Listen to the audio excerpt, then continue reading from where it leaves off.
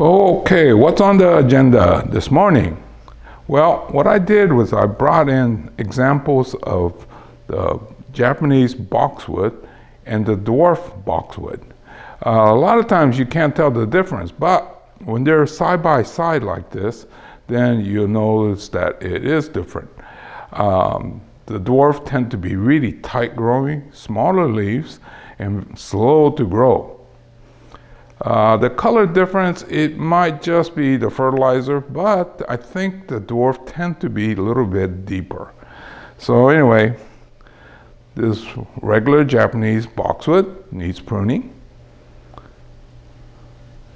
and the dwarf needs pruning, but it's going to be a lot faster to do the regular Japanese boxwood than this dwarf. This dwarf is so tight that it does require a little bit more time on my part.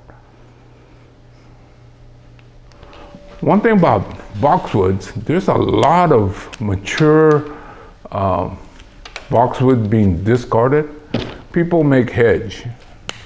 And well, if you don't know how to manage hedge, it starts to look kind of sad looking because they just take the head shear on the outside and the inside start to die out, so they get disgusted and have it yanked out.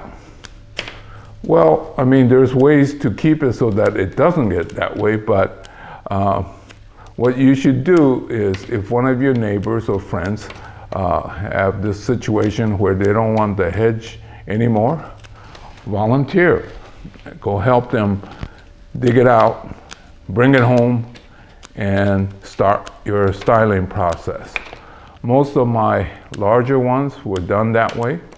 I think I told you in the past that I was a landscaper, and a lot of times I was paid to take these out and dispose of them. Well, I took them out, but I didn't dispose of them. Now this one in particular, I don't think I did it that way. My friend Fred, he had a situation where, well, he was a remodeling contractor, and he found this house where they were working on the inside, and the homeowner was going to have the outside ripped out. So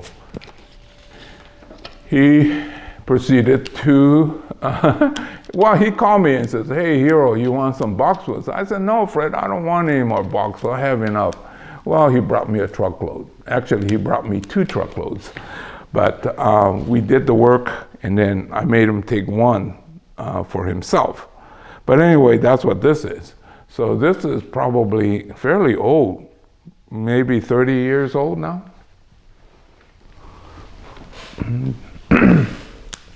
Oh, that story goes back 15, maybe even 20 years ago. So actually, these might be even older than that.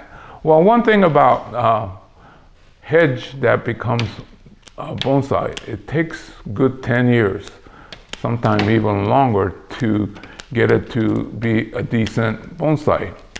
Well, but that's the only way you're going to get a thick trunk.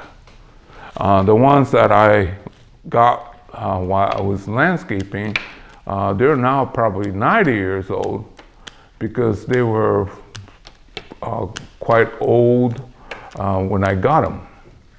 And it took me almost 30 years to get them shaped up. So yes, just because you could get it dug out doesn't mean it's instantaneous. No, it requires a lot of effort. I've seen other people attempt it. They don't take the time, so you can't get the results. I've seen people wire the thing, and it doesn't help. You gotta get it to get this nice movement in place, and the wire may help, but it's not the solution. So this has never had any wire in part of the training. I think this is about okay for now. I'm thinking maybe in the future I could take one of those branches and dip it down a little bit more, but that's okay. That's for the future. And then you could see these mature ones. See the root flare on this thing? Fantastic. And then as you go up, it's got movement, and there is a difference between the main trunk and the upper part. That's because it was cut heavy, but it'll catch up. So anyway, if there's ever a chance to help out, to dig out boxwood that's going to be discarded, it works almost any time.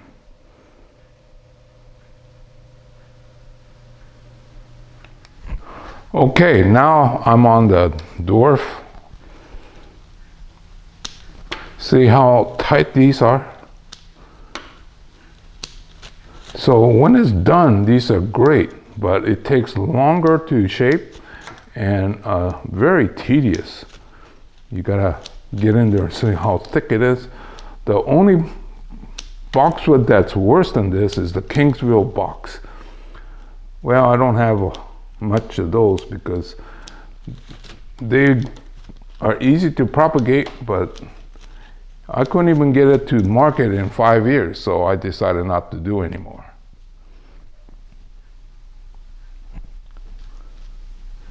Okay, so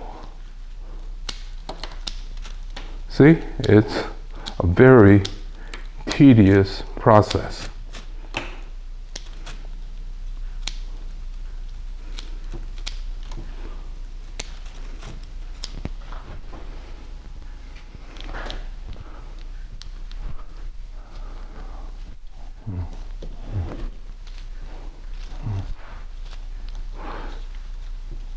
Even the new growth doesn't shoot that much, right?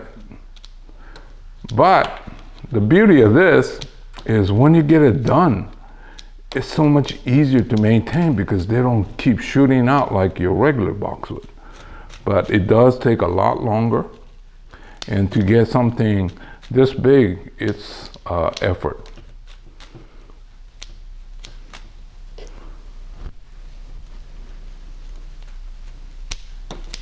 See? Now, oh, this discoloration, this is our water, hard water.